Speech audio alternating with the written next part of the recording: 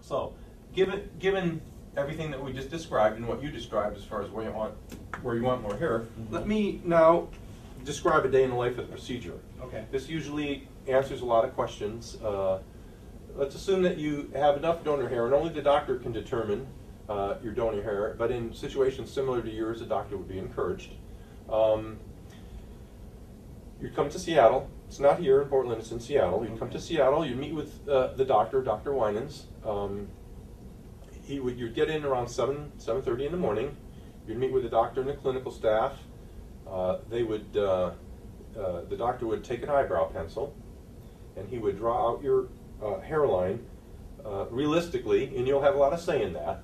And so when you're comfortable with where that's going to be, local anesthetics are administered. Have you ever been to the dentist? Sure.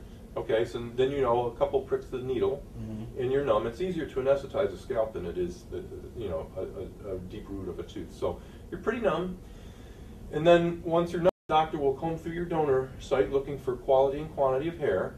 When he ascertains where that is, you'll have 2 or 3 clinical staff that are in attendance, and they will lift your hair up and trim it so it's whisker length, very short, in a thin strip where that donor site is. Then the doctor will make an incision and remove that thin strip of tissue and artistically close it hairline to hairline with one continuous suture. So it's not like they'll take some donor hair and if you lift it up there'd be like a bald spot or a patch back there, right? Okay. He closes it artistically so no one can see it. So here's what it looks like. Let's take a look.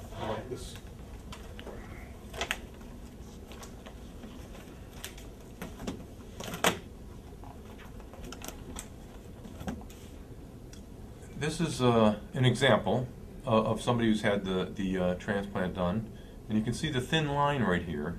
Okay. See how when they close it hairline to hairline, you know, your hair has to be a ½ inch or shorter for you to ever see that. Okay. So right now where you're at, you're fine. If you chose a buzz cut, you would be able to see that thin line, but as you can see, it's hardly detectable. It's a very thin line. That's because it's closed artistically and it's done with one suture instead of multiple sutures or staples or anything like that. So they know how to keep it, you know, to a minimum as far as the scarring. Okay.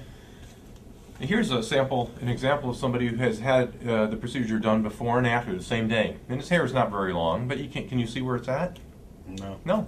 Well, it's not detectable. It's that simple. It's that easy. So the doctor takes that thin strip of tissue, he hands it off to the clinical staff. There'll be 2 or 3 in attendance, like we said, and they will have high-powered microscopes, and they'll trim that down into its naturally occurring units. Your hair follicles have 1 hair, 2 hairs, 3 hairs, or in rare situations, 4 hairs in them. I always thought it was a 1-to-1 ratio, but it's not. Okay. And why is that important? So everybody has this configuration in their head. So why is that even important? Why are we even talking about this? Take a look at your temple area, Seth. If you can take a look and you can see these hairs right here, the beginning hairs, these are finer hairs. And then they get coarser going back. Right. Well, this is called the transition zone. Okay.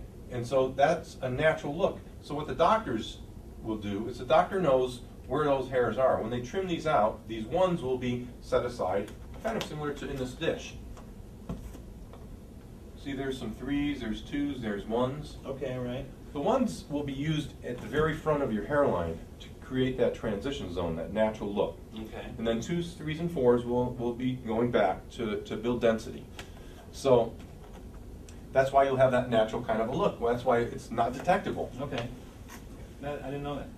Yeah, that's what that's all about. So the clinical staff's finishing that up, trimming those that thin strip into its natural units, and at the same time, it's kind of like a symphony. The doctor will be using an instrument tinier than the tip of this pen, and he will create recipient sites.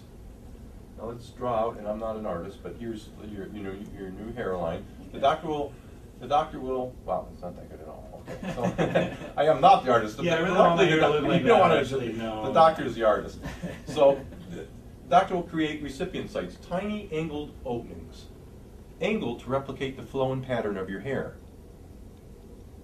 Because obviously, if you did it straight up and down, they'd grow straight up and down, and that wouldn't look natural at all. So that's where that artistry really comes in. It's very strong. Other than in the artistry of recreating the hairline a little better than this. So the doctor will create these recipient sites, and then the clinical staff will come back and insert them preliminarily one at a time. The ones in the front, right at the hairline, 2s, 3s, and 4s going back. Okay. So as you can imagine, it's a meticulous process. You're in around 7, 7:30, the procedure starts around 8, and you're there most of the day. Okay. So just relax, enjoy yourself. You're in a comfortable reclining, a chair that can recline. You'll watch a couple DVDs. We treat you to lunch.